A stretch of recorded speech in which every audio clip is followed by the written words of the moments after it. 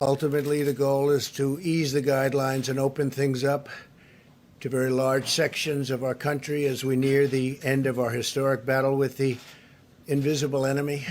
Easter is a very special day for many reasons. For me, for a lot of our friends, that's a very special day. And what a great timeline this would be. Easter as our timeline, what a great timeline that would be. We will be using data to recommend new protocols to allow local economies to cautiously resume their activity at the appropriate time. We also have a large team working on what the next steps will be once the medical community gives a region the okay, meaning the okay to get going, to get back, let's go to work. Our country wasn't built to be shut down. This is not a country that was built for this. It was not built to be shut down. The modeling estimates that the peak in death rate is likely to hit in 2 weeks. So, I'll say it again. The peak, the highest point of death rates, remember this, is likely to hit in 2 weeks.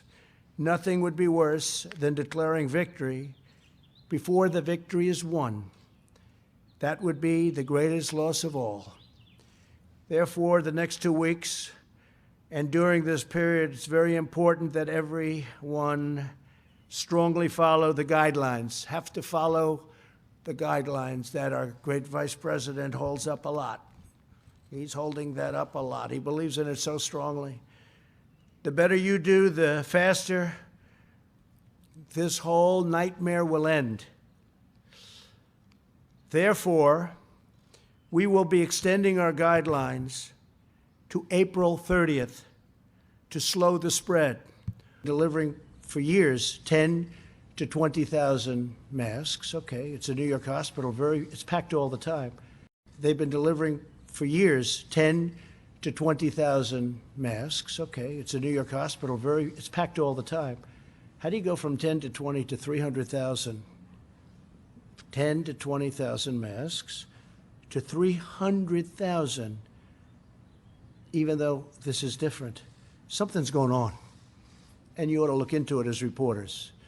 Where are the masks going? Are they going out the back door? Were you suggesting there has been inappropriate use of masks or improper conduct with supplies? No, I want the people in New York to check, Governor Cuomo, Mayor de Blasio, that when a hospital that's getting 10,000 masks goes to 300,000 masks during the same period, people should check that because there's something going on. It's not, I don't think it's hoarding. I think it's maybe worse than hoarding, but check it out. Check it out. I don't know. I think that's for other people to figure out. Thank you, Mr. President.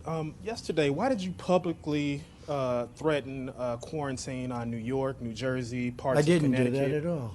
Read the statement. Read the statement. Read what I said. I said we're going to look into possibly quarantine. I didn't say we're going to quarantine. You've said repeatedly that you think that some of the equipment that governors are requesting, they don't actually need. You said New York might not need 30,000. You said it on Sean Hannity's Fox News. You said that why don't you people act? Let me ask you. You said why some states. Why don't you act in a little more positive? It's always trying to My get you. question to you is. Get you. And you know what? That's why nobody trusts the media anymore. My That's question why to you is, people, how is that going to excuse impact? me, you didn't hear me. That's why you used to work for the Times and now you work for somebody else. Look, let me tell you something. Be nice. Don't Mr. be President, my threatening. question Don't is. be threatening. Be nice. And you should be saying congratulations instead of asking a really snarky question, because I know exactly what you mean by that. You should be saying, congratulations to the men and women who have done this job, who have inherited a broken testing system and who have made it great. And if you don't say it, I'll say it. I want to congratulate all of the people. You have done a fantastic job, and we will see you all tomorrow. Thank you very much. Thank you.